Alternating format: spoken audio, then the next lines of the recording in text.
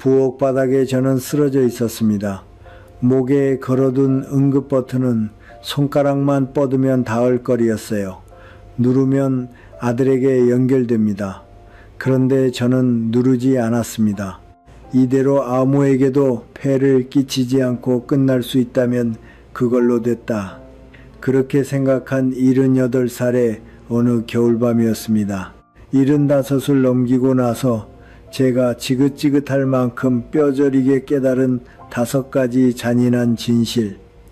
오늘은 그것을 하나씩 말씀드리려 합니다.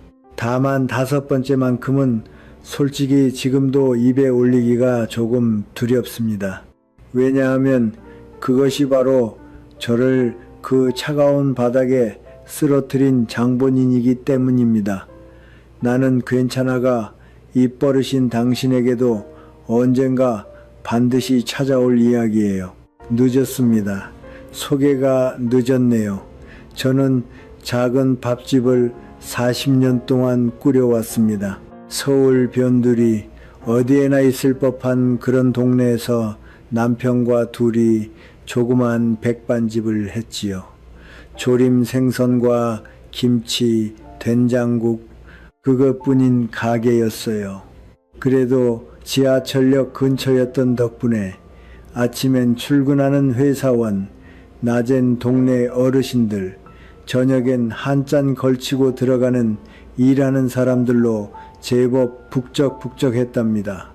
그 가게도 3년 전에 접었습니다. 남편은 벌써 6년 전에 먼저 갔고요. 결국 제 무릎이 아주 못쓰게 되어버려서 서 있을 수가 없게 되어 가게를 닫고 집에만 틀어박혀 지내게 되고 나서야 비로소 알게 된 것들이 참 많았습니다. 그게 가게를 접고 한 해쯤 지났을 무렵이었을까요?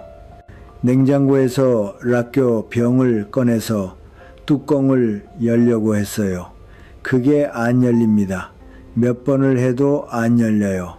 예전엔 남자 손님들한테 사장님 힘 좋으시네 하고 웃음 사던 이 손으로 말이죠. 그 손이 장아찌병 하나를 못 엽니다. 그것뿐이 아니에요. 병원에서 받아온 약 그 은박지를 뾱 눌러서 빼내는 거 있잖아요. 그게 안 눌러집니다. 손가락에 힘이 안 들어가요. 바닥에 우수수 약을 떨어뜨리고는 네 발로 기어다니며 주워 담으면서 저는 어쩐지 헛웃음이 나기 시작했습니다. 아, 이런 거였구나 하고요. 이것이 첫 번째 진실입니다. 잘 들으세요. 사람은 큰 병으로 어느 날 갑자기 와르르 무너지는 게 아닙니다. 자잘한 못하는 것들이 슬그머니 하나 또 하나 늘어갑니다. 그러다 어느새 딴 사람이 되어 있는 거예요. 전구를 못 간다. 발판에 올라서는 게 무섭다. 신문 글씨가 안 보인다. 텔레비전 리모컨은 버튼이 너무 많아져서 대체 어느 걸 눌러야 할지 모르겠다. 이불이 무겁다. 그렇게 가벼웠던 소미불이 들리질 않는다. 발톱을 못 깎는다. 손이 안 닿고 힘도 안 들어가고. 여러분 댁에도 이런 일 없으신가요? 아버님이, 어머님이 요즘 들어 페트병 뚜껑을 누군가에게 이거 좀 따줘 하며 건네게 되셨다면 그걸 우습게 여기시면 안 됩니다. 그건 말이죠. 본인에게는 꽤나 사무치는 일이거든요. 우리 가게 단골 중에 목수 어르신이 한 분 계셨습니다. 원래 소목장이셨는데 자개장이며 문갑을 짜시는 장인이라 손끝이 그렇게나 야무진 분이셨어요. 그 어르신이 어느 날 가게에서 젓가락을 툭 떨어뜨리셨습니다. 제가 주워드리려 하니 어르신은 재빨리 직접 주우시고는 아니 아무것도 아니야 하는 얼굴이 새빨개지셨어요. 장인의 손가락이 젓가락을 떨어뜨린 걸 남에게 들킨 게 그 어르신에게는 얼마나 부끄러운 일이었을까요? 그래서 감추는 겁니다. 바로 여기가 무서운 대목이에요. 감추니까 아무도 눈치채지 못합니다. 눈치채지 못하니 아무도 손을 내밀지 않아요. 손을 내밀지 않으니 본인은 점점 더 무리를 하고 어느 날 넘어져 뼈가 부러집니다. 가족들은 갑자기 나빠지셨다고 하지요. 하지만 갑자기가 아닙니다. 몇 달 전부터 남몰래 못하는 일은 늘어가고 있었어요. 그저 본인이 말하지 않았을 뿐입니다. 첫 번째, 진실에 대한 제가 드리는 자그마한 부탁입니다. 못하게 된 일을 목록으로 적어보세요. 싼 공책이면 충분합니다. 병뚜껑, 전구, 손톱깎이, 높은 곳 청소, 그런 이거 이제 못하게 됐네 싶은 것들을 부끄러워 말고 하나씩 적어 내려가는 겁니다. 그리고 그걸 자녀분이나 믿을 만한 누군가에게 보여주세요. 나 이제 이만큼이나 못하게 됐어 하고 종이에 적어서 건네는 거예요. 이게 말이죠.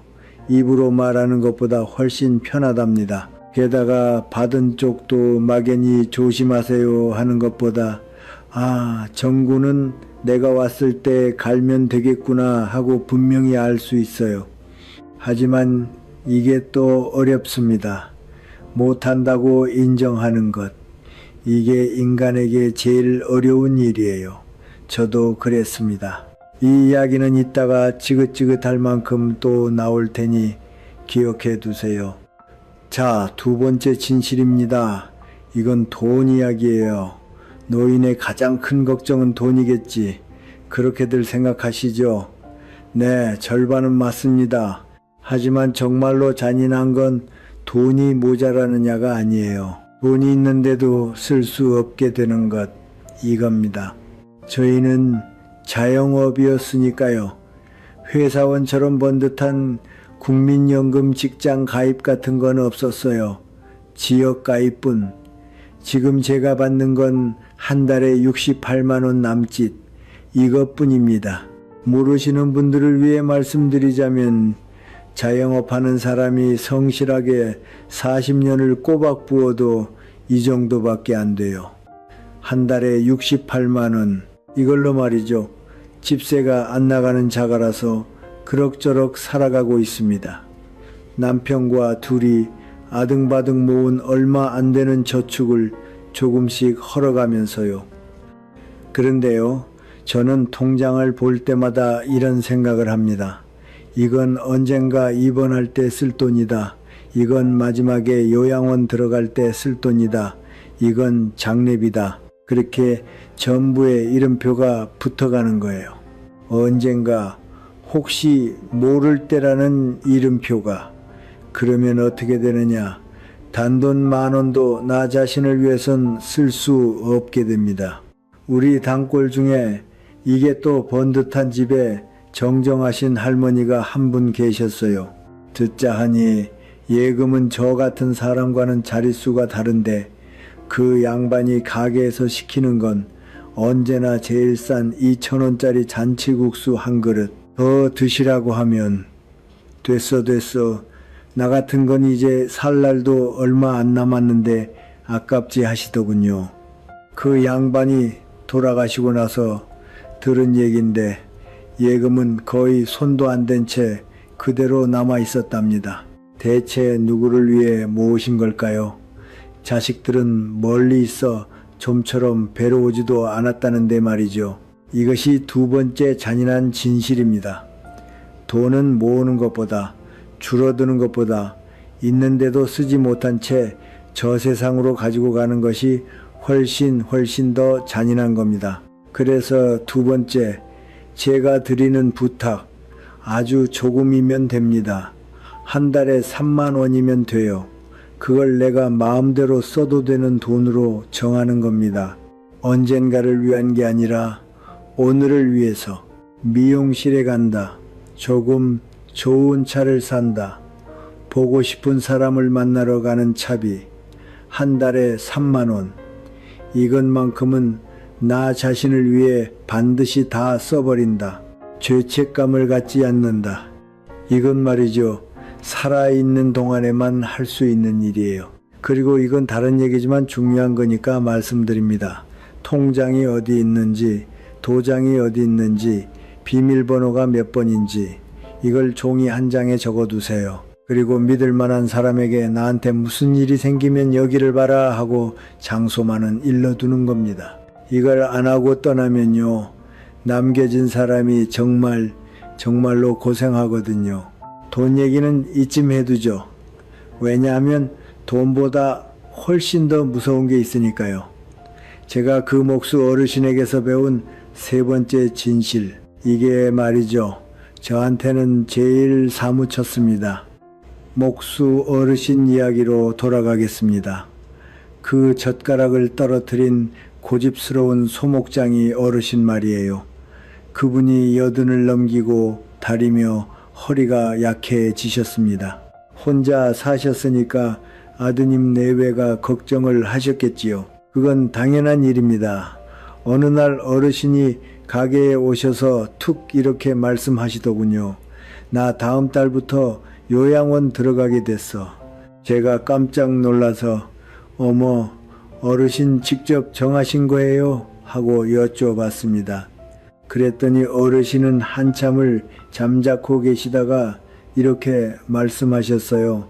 아니, 다 정해져 있더라고. 나만 몰랐지 이미 다 정해져 있었어.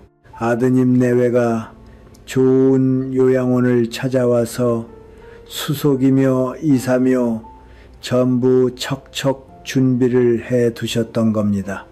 아버지를 위해서라며 어르신은 그저 다음 달에 이리로 옮기세요 하는 통보를 받았을 뿐이었어요. 이걸 냉정한 가족이라고 생각하십니까? 저는 말이죠, 그렇게 생각하지 않습니다. 아드님 내외는 정말 온 힘을 다했어요. 일하는 틈틈이 몇 군데나 요양원을 둘러보고 제일 좋은 곳을 골랐지요. 진심으로 아버지를 위하는 마음에서였습니다. 하지만요, 어르신은 아무것도 스스로 정하게끔 허락받지 못했습니다. 이것과 똑같은 일을 여러분도 보신 적이 있을 거예요. 노인이 자식 손에 이끌려 병원에 갑니다. 의사 선생님이 설명을 시작해요. 그때 의사 선생님은 누구 얼굴을 보고 이야기합니까? 따라온 자식 쪽을 향하는 겁니다.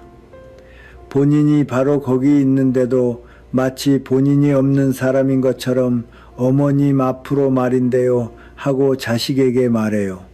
본인은 그저 자기 몸에 관한 이야기를 옆에서 잠자코 듣고만 있을 뿐입니다. 이것이 세 번째 진실입니다. 75을 넘기면 어느 날 누군가가 다정한 얼굴로 이렇게 말합니다. 아버지는 이제 정하지 않으셔도 돼요. 어머니는 푹 쉬고 계세요. 이건 말이죠, 다정함의 탈을 쓴 가장 잔인한 칼날입니다. 사람은요, 돈이 없어도 몸이 안 움직여도 내일은 내가 정한다는 그 한 가지로 인간으로서의 등뼈를 꼿꼿이 세우고 있을 수 있는 겁니다. 그것을 빼앗기는 거예요. 좋은 뜻으로 위한답시고 빼앗기는 겁니다. 어르신은 요양원으로 옮기시고 반년도 채 안 되어 아주 딴 사람이 되어버리셨습니다. 제가 한번 면회를 갔더니 그 눈에 빛이 살아있던 고집스럽던 어르신이 휠체어에 앉아 창밖을 멍하니 바라보고만 계셨어요. 처음엔 저도 못 알아보시더군요. 돌아가려는데 어르신이 제 손을 붙잡고 이렇게 말씀하셨습니다. 내 일을 내가 정하게 이제 안 해주는 건가? 그 손에 힘없음을 저는 지금도 잊을 수가 없습니다. 그래서 세 번째 부탁, 이건 당신 자신이 가족에게 제대로 말로 부탁해 두어야 할 일입니다. 정정한 지금 이렇게 말하는 거예요. 내일을 정할 땐 마지막은 나한테 정하게 해줘. 틀려도 좋으니까. 너희가 아무리 참견해도 좋아. 하지만 마지막에 응 하는 건 나한테 시켜줘. 딱 이것뿐입니다. 정하는 건 끝까지 나로. 이 한마디를 가족에게 전해두는 것. 이게 어르신이 저에게 목숨 걸고 가르쳐 주신 것입니다. 하지만 잘난 척 이런 말을 하고 있는 저 자신에게 그 정하게 해주지 않는 날이 생각보다 훨씬 빨리 찾아오게 됩니다. 그 이야기는 조금 있다가 네 번째 진실로 가볼까요? 이건 말이죠. 가장 조용하고 가장 쓸쓸한 진실일지도 모릅니다. 나이를 먹으면 세계가 좁아진다고 흔히들 말하죠. 아닙니다. 세계가 좁아지는 게 아니에요. 사람이 먼저 가버리는 겁니다. 생각해 보세요. 우리 가게가 제일 북적이던 시절 카운터도 방도 언제나 단골들로 꽉 차 있었습니다. 이 사람도 저 사람도 다들 저보다 10살, 20살 위인 어르신들이었어요. 그게 말이죠. 하나 또 하나 발길이 끊깁니다. 요즘 그 양반 안 보이네 싶으면 얼마 지나 부고가 날아들어요. 그런 일이 당연해져 갑니다. 해마다 연말이 되면 연화장이 오잖아요. 그게 말이죠. 어느 해부턴가 이런 엽서가 늘어납니다. 고령이 되어 연화장은 올해를 끝으로 실례하겠습니다. 이게 올 때마다 가슴이 철렁 내려앉아요. 아, 이 사람과도 이걸로 이제 인연의 실이 끊기는구나 하고요. 여러분 댁에도 오지 않았나요? 그 올해가 마지막이라는 엽서. 우리 남편도 6년 전에 덜컥 갔습니다. 40년을 매일 밤 같은 밥상에서 마주 앉아 밥을 먹던 상대예요. 그게 어느 날부터 없습니다. 1인분의 밥, 이게 참으로 맛대가리 없는 것이더군요. 지을 마음조차 안 생겨요. 그리고 작년 제 가장 친한 벗이었던 사람이 갔습니다. 근처에 살던 밝은 사람이었는데 저와 같은 처지의 홀몸이라 둘이 곧잘 차를 마시며 죽은 남편 흉을 보고 웃곤 했지요. 우리 둘 중에 누가 먼저 갈까? 싫다 예, 나 혼자 두지 마라 하고 농담하곤 했는데 그 사람 부의금 봉투를 싸는 손이 부들부들 떨렸습니다. 나보다 젊었는데 말이에요. 거기서 저는 사무치게 깨달았습니다. 네 번째, 잔인한 진실. 보고 싶은 사람일수록 먼저 없어진다. 그리고 만날 수 있을 때 만나두지 않았다는 후회만이 뒤에 남는다. 그 사람과도 또 다음에 천천히 보자 몇 번을 말했던가요? 그 다음에는 이제 영영 오지 않습니다. 그래서 네 번째 부탁은 간단합니다. 올해 만날 사람을 3명 정하세요. 머릿속으로 언젠가 만나고 싶다 하고 생각하는 사람, 그 중에서 3명 이름을 종이에 적으세요. 그리고 정말로 만나러 갑니다. 전화를 겁니다. 연화장을 끊기 전에 한마디만 보고 싶다고 적어 넣으세요. 언젠가는 오지 않습니다. 오는 건 부고가 먼저니까요. 자, 여기까지 4가지를 말씀드렸습니다.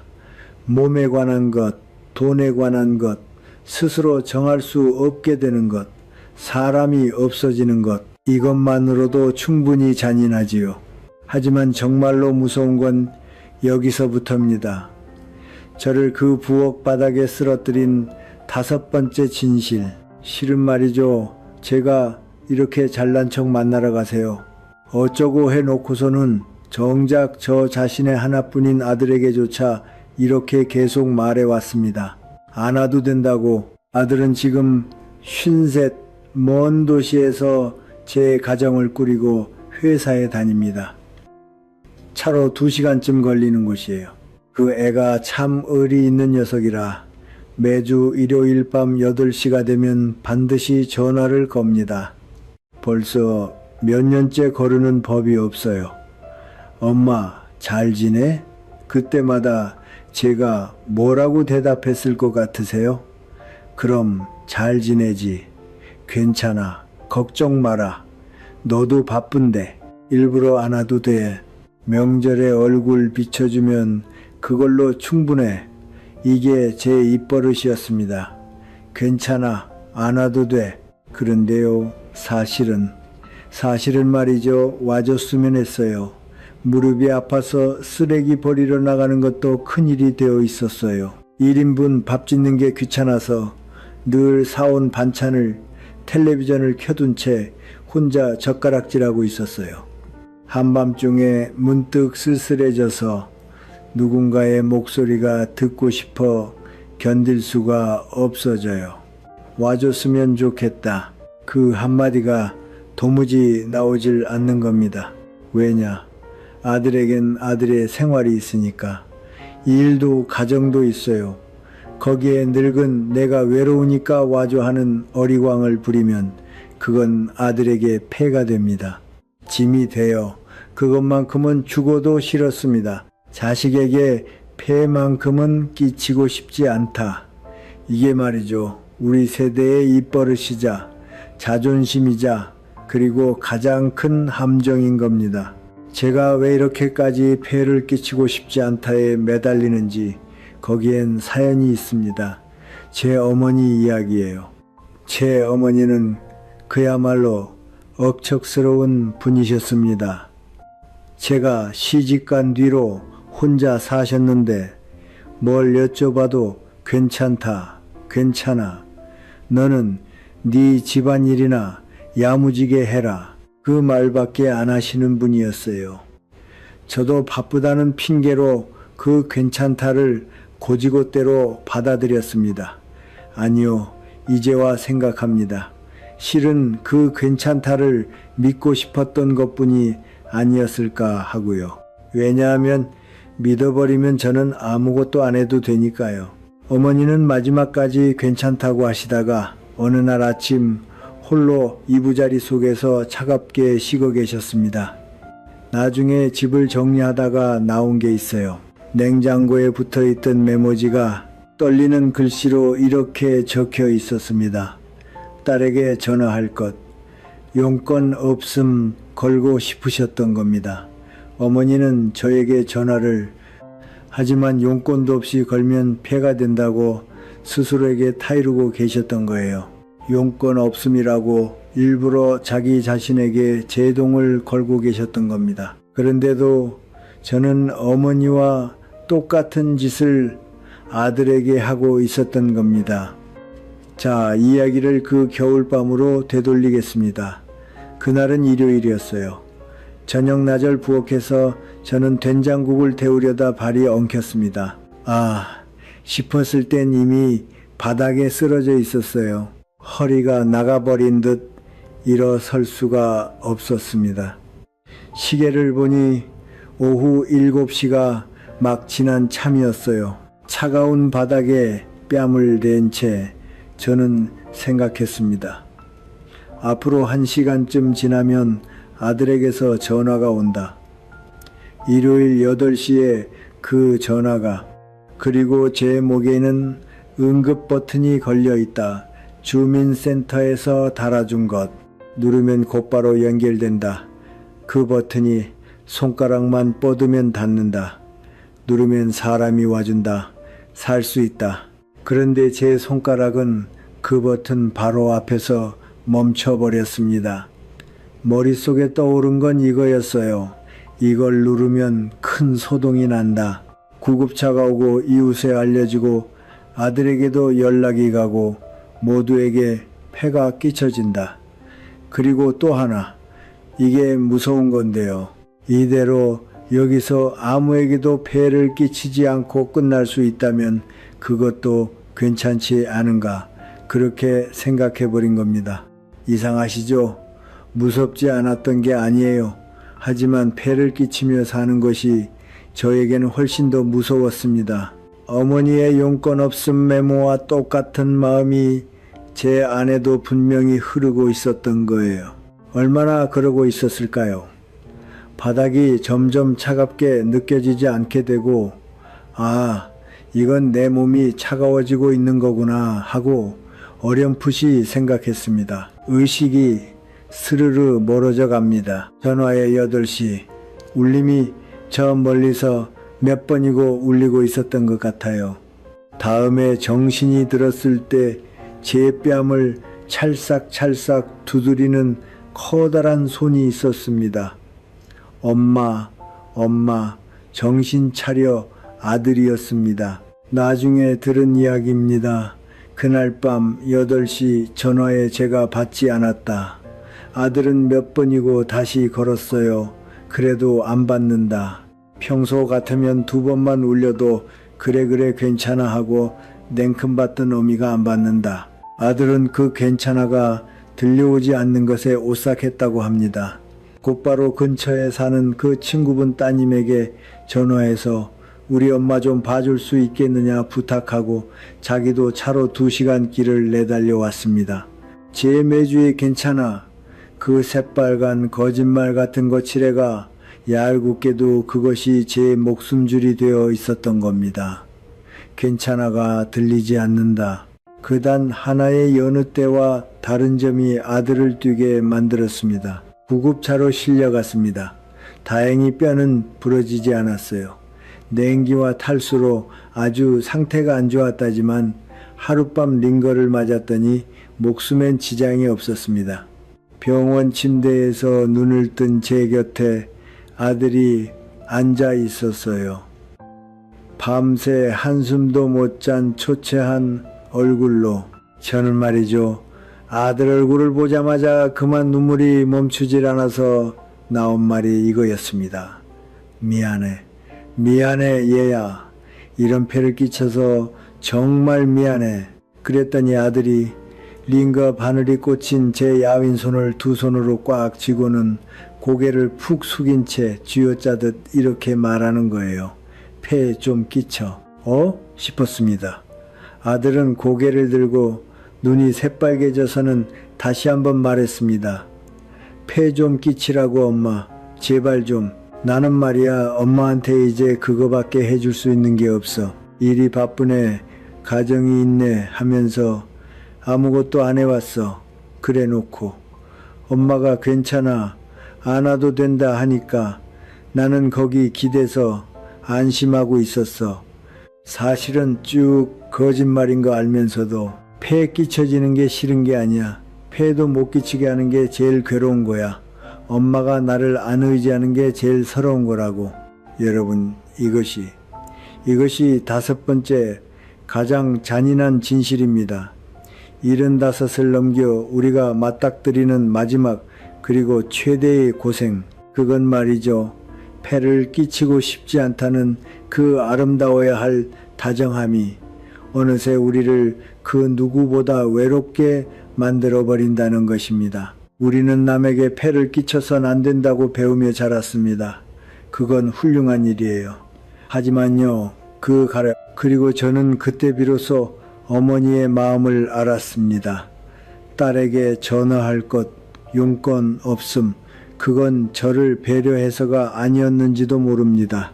어머니도 사실은 저에게 폐를 끼치고 싶으셨던 게 아닐까. 용건이 없어도 목소리가 듣고 싶다. 그저 그것뿐인 걸 말하고 싶으셨던 게 아닐까. 하지만 말하지 못하고 홀로 가버리셨어요. 제가 어머니에게 해드리지 못한 것을 아들은 저에게 하게 해주려 하고 있었습니다. 폐를 끼치게 해달라고. 폐가 끼쳐지는 것이 폐가 아니에요. 폐를 끼칠 수 있다는 것은 아직 그 사람에게 필요하다는 것, 아직 그 사람을 사랑하게끔 허락받고 있다는 것. 저는 그 마지막 선물을 아들에게서 빼앗으려 하고 있었던 겁니다. 다정함이랍시고 태어나고 나서 저와 아들은 딱 하나 약속을 했습니다. 매주 일요일 밤 8시에 전화. 그때 저는 괜찮아라는 말을 이제 하지 않기로 했어요. 그 대신에 그 주에 못했던 일을 반드시 하나 보고합니다. 이번 주엔 말이야 욕실 전구가 나가버려서 못 갈아서 어두운 채로 씻고 있어. 그렇게 말하면요, 아들은 그럼 이번 토요일에 갈게 합니다. 그 정도 일로 아들이 올 이유가 생겨요. 저에게는 아들을 만날 즐거움이 생기고요. 이걸 저는 폐 끼치는 연습이라고 부릅니다. 70년 넘게 폐를 끼쳐선 안 대로 살아온 사람에게는요, 이게 정말로 어렵습니다. 의지한다는 근육이 아주 쇠약해져 버렸거든요. 그래서 연습하는 거예요. 작은 것부터 이거 못하겠는데 좀 도와줄래? 고마워. 이 3마디를 하는 연습을 정정한 지금부터 극적으로 뭔가가 달라진 건 아닙니다. 아들이 매일 와주는 것도 아니에요. 제 무릎은 여전히 아프고 연금은 한 달에 68만 원인 채 5가지 진실은 하나도 사라지지 않았습니다. 앞으로도 저는 나이를 먹고 못하는 일은 늘어갈 거예요. 그건 변하지 않습니다. 하지만 딱 하나 달라진 게 있어요. 저는 이제 그 차가운 바닥 위에서 홀로 모든 걸 끌어안고 포기하려 하지는 않습니다. 얘야 또 못하는 게 늘었지 뭐니. 좀 도와주련. 그렇게 말할 수 있는 상대가 있다. 이것이 제가 78배 이르러 목숨 걸고 다다른 답입니다. 마지막으로 딱 하나, 오늘 밤 할 수 있는 일을 말씀드리게 해주세요. 오늘 밤 잠들기 전에 누군가 한 사람이면 됩니다. 자녀분이든 배우자든 이웃이든 그 사람에게 전화나 문자로 이렇게 전해보세요. 실은 말이야, 요즘 이걸 못하게 됐어. 뭐든 좋습니다. 병뚜껑이 안 열려 작은 글씨가 안 보여. 단 하나면 돼요. 당신이 못하게 된 일을 딱 하나만 입 밖에 내어 누군가에게 털어놓아 보는 겁니다. 괜찮아를 삼키는 대신에요. 그것이 당신의 그 외로운 바닥을 막아주는 가장 확실한 대비가 됩니다. 번듯한 저축보다, 번듯한 보험보다 서로 폐를 끼칠 수 있는 상대가 단 한 사람이라도 있다는 것. 그것이 우리에게 가장 큰 재산인 거예요. 자, 마지막으로 당신에게 딱 하나만 여쭙게 해주세요. 당신이 요즘 못하게 된 일은 무엇인가요? 병뚜껑인가요? 아니면 신문의 작은 글씨인가요? 괜찮으시다면 댓글창에 딱 하나만 적어주고 가세요. 당신의 그 하나가 화면 저편 누군가에게 우리 집도 그런데 하는 안심이 될 테니까요. 이 이야기가 조금이라도 당신의 가슴에 가닿았다면 부디 좋아요 버튼을 눌러주세요. 그리고 괜찮아가 입버릇인 당신의 아버지, 어머니, 벗에게 이 이야기를 살며시 나눠주세요. 구독과 알림 설정도 해두시면 저는 또 이렇게 당신과 이야기 나눌 수 있답니다. 그럼 오늘 밤도 따뜻하게 하고 안녕히 주무세요.